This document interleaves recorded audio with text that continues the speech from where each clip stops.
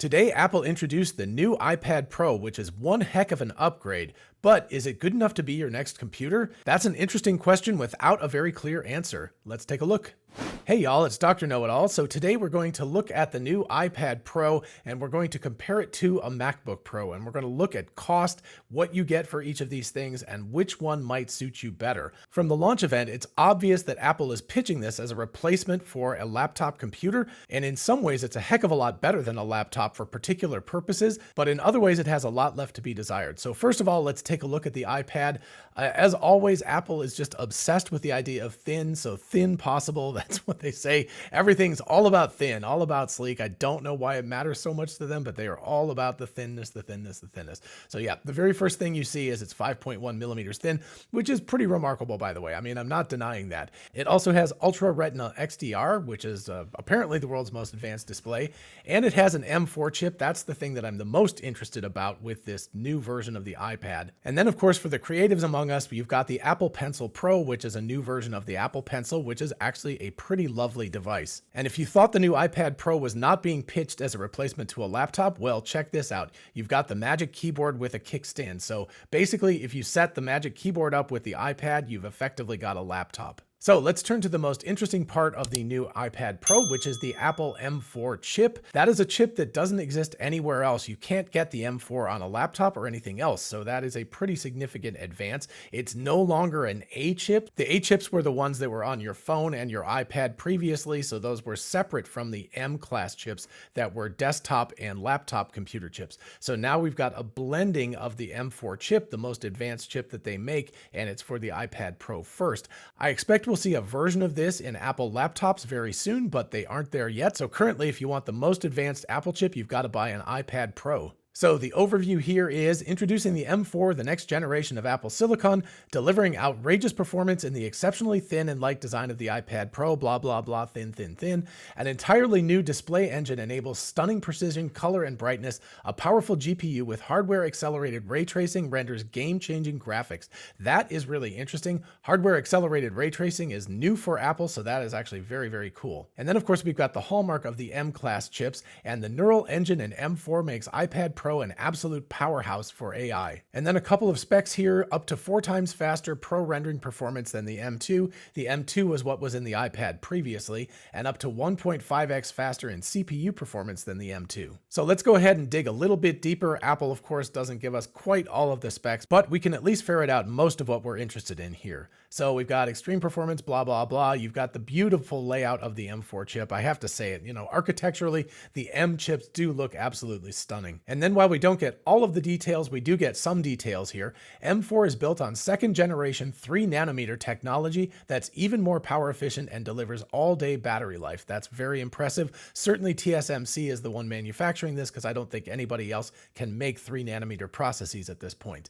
The CPU includes up to 4 performance cores and 6 efficiency cores for advanced tasks like instantly adding demanding effects to 4K video. So if you don't know, the CPU is no longer monolithic in these M chips. What you have is you have 6 efficiency chips, which run very power efficiently, but can't do like really, really sophisticated tasks. So in addition to that, you have 4 high performance CPU chips here, and they idle. They're basically asleep unless they're called upon to do something very, very advanced, and then they kick in and they wake up and they do the job and they go back to sleep. And of course, that preserves battery life while still giving you access to really, really high-end performance. So again, here are the benchmarks. The M4 compared to previous iPad Pro models with M2. With a 10-core CPU performance, it's up to 1.5 times faster. In terms of memory bandwidth, it's 120 gigabytes per second, which is 1.2 times faster, so a little bit faster, not that much faster. And then 3D rendering performance is kind of insane. It's up to 4 times faster, so that is a pretty big deal right there. So of course they have to show off the graphics here. Ray tracing is on.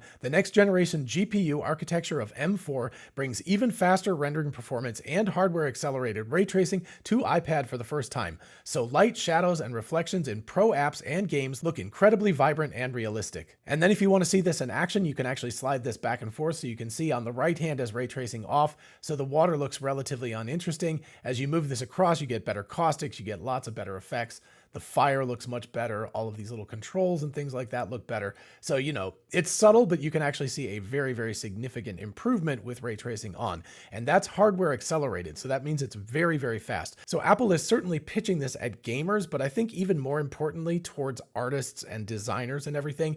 Those are the folks that tend to buy and use iPads a lot. So I think they're really interested in showing off the capabilities of these graphics engines, more for design and artwork than for gaming, but certainly it's not going to be bad for gaming either, and it'll be a pretty nice form factor for gaming. More details about the M4. Dynamic caching optimizes on-chip memory to increase power efficiency and boost graphics performance in all kinds of apps and games. Hardware accelerated mesh shading uses improved geometry processing to enable even more visually complex scenes. So again, for gaming, this would be incredible. For 3D animation packages, this would be incredible. For design and everything, it would also be amazing. So this is really going to be a beast for designers, and I would say for gamers also, but there's not that many super high-end games for the iPad yet. Maybe that's going to change with the M4. That would really be interesting to see. And then, of course, you have to know that Apple can't let an introduction go by without mentioning AI. So AI by the power of M4, ha ha ha. The M4 neural engine accelerates AI workloads and takes machine learning and iPad OS to the next level. Capable of an astounding 38 trillion operations per second, M4 lets you do things like isolate a subject from its background in 4K video with just a tap in Final Cut Pro, or automatically create musical notation in real time as you play a piano using Staff Pad. So here you can see this person's been cut out of the background in real time in video, which is pretty amazing. And then of course up here you've got Staff Pad that can listen to you play something. It can actually score it out and show you the score. So all of that stuff is very, very cool. And by the way, 38 trillion operations per second, or TOPS, in the form factor of an iPad is kind of outrageous. So that on its own is pretty amazing. And finally, we've got a more advanced media engine with hardware acceleration for AV1, allows more power efficient playback of high resolution video. More importantly for me, playback and edit up to 5 streams of 4K ProRes footage. So that means you could have that all in Final Cut at the same time, 5 streams of 4K ProRes, and you can cut between that and everything. That is kind of ridiculous that you can do that in an iPad now. From sophisticated 3D rendering to graphics heavy post-production, you can take on advanced workflows at the studio or on location. So that's what we've got with the new iPad Pro. It's very, very appealing. But the really interesting question to me is, can it replace an Apple MacBook Pro in terms of cost and in terms of functionality? So let's look at that next. So considering the smallest MacBook Pro is 14 inches, I'm going to choose a 13-inch model iPad Pro. It's about as similar as we can get in terms of real estate. And then of course we can add a bunch more stuff. I'll pick black, whatever, because I like black. We will pick 2 terabytes of memory storage because I want a reasonable amount. If we're going to have something this beastly, we don't want to be constantly running out of storage, so we definitely want that. Next up, we'll just go with the standard glass. That's totally fine with me, although honestly, if you're going to use the Apple Pencil Pro, you might want to go with the nano textured because it feels a little bit more like drawing on paper. Considering the MacBook Pro does not have cellular, we'll just go with Wi-Fi for that. We will not do engraving. I don't care about that because we're just looking at this point.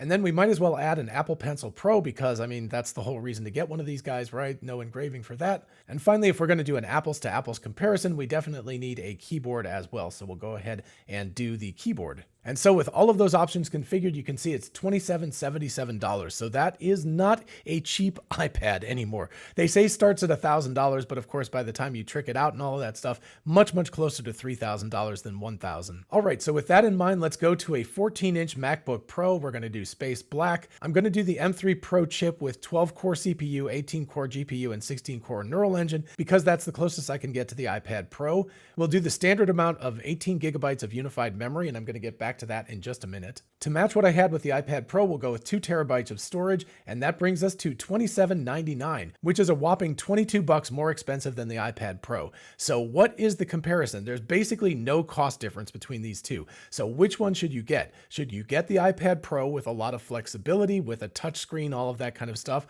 or do you want a MacBook Pro with its laptop form factor? So in the end, I believe it all comes down to this 18 gigs of unified memory in the MacBook Pro. Apple is very, very coy about talking about this, but the best information I could find is if you get 1 terabyte or more of storage in the iPad Pro, you get 16 gigabytes of unified memory. Otherwise, you get 8. So in my mind, that means if you're going to do the iPad Pro for real and use it as a replacement laptop, you should definitely get at least 1 terabyte of external storage so you get bumped up to that 16 gigabytes of unified memory. So really quickly, what is unified memory? Unified memory is very, very high speed memory, which can function as CPU memory, which is just standard, right? That's what RAM is. But in addition to that, it can also function as memory for the GPU and for the neural engines because it's super, super fast. So it's also very, very expensive, but basically that gives you the flexibility to use your main memory as GPU memory, which means effectively you're getting like an NVIDIA chip with about 10 to 12 gigabytes of VRAM on it because you're going to need at least a couple of gigabytes to run the operating system. But that's an amazing thing for an iPad to have that much VRAM on it.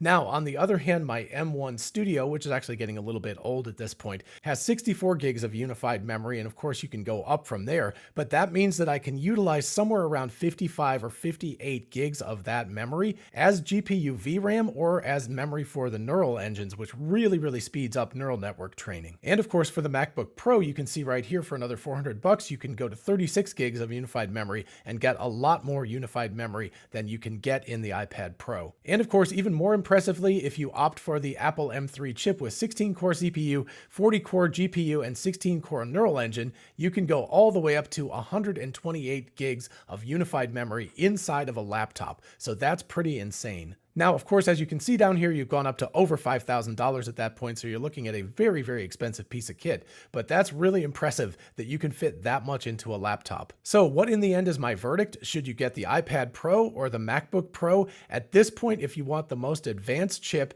and you're going to be using it for any kind of like artistic purposes like drawing or something like that, or if you're just going to be using it generally as a game engine, a laptop, a web surfer, an email client, basic things like that, then the iPad Pro would be amazing, and it gives you a lot of flexibility because of course you can remove it from the keyboard and you can use it as a tablet, but then plug it back into the keyboard and use it as a laptop. So I think for general purpose, that would actually be a really good option. Of course, you can go down from the 2777 that I quoted. If you're really just going to use it as something like a Chromebook, like something to surf the web and stuff like that, then you could go with a much less expensive iPad Pro. But we are talking iPad Pro here, not iPad. We're talking about for professional users. So if you're a professional user who does a lot of graphics, things like that, you want to use a pencil or a pen as an interface object or something, it's a no-brainer, get the iPad Pro. On the other hand, if you're doing really intensive work like Final Cut Pro, or especially neural network training or the like, then you definitely want to stick to a laptop because you can get so much more unified memory in it and it's just going to function better in that right. So in the end, as always, it comes down to your use case. What am I going to pick in the end? I'm actually going to pick neither. I'm going to get a new Mac Studio as soon as the M3 or M4 version of it comes out because the one I've got is getting older and I want to do some faster neural network training, and I would simply rather have a desktop than either of these form factors. So my current M1 MacBook Pro will last for another couple of years, and that's totally okay with me. I don't use it for much beyond web surfing and so forth, and I'm going to buy a new desktop instead, so I'm not going to get either of these. So after watching this, what are you going to get? Are you going to get a MacBook Pro or a MacBook Air or an iPad Pro or a regular iPad, or stick with a desktop? What sort of form factor are you interested in after watching this? Definitely let me know in the comments. And while you're down there, if you don't mind liking the video and subscribing, that really helps out the channel. Thank you so much. And finally, let me take a quick moment to do a PSA for your skin. These are all spots that I've had to have liquid nitrogen burned off from the skin cancer doctor today. Over the next couple of weeks, you'll see them turn red and blister up and fall off. It'll be very, very ugly, but consider this a PSA. Every year or every 6 months, you should be going in and having your skin checked, especially as you get older, because there's all sorts of stuff that can pop up on your arms and on your head and on your back and all sorts of places. If you catch it early, it's no big deal. It's just a couple of weeks of blisters and stuff. If you don't catch it early, it can be life-threatening. So please have your skin checked out at least once a year if you're over 30 years old. So anyway, there's my PSA for the day, and I will see you in the next video. Bye-bye.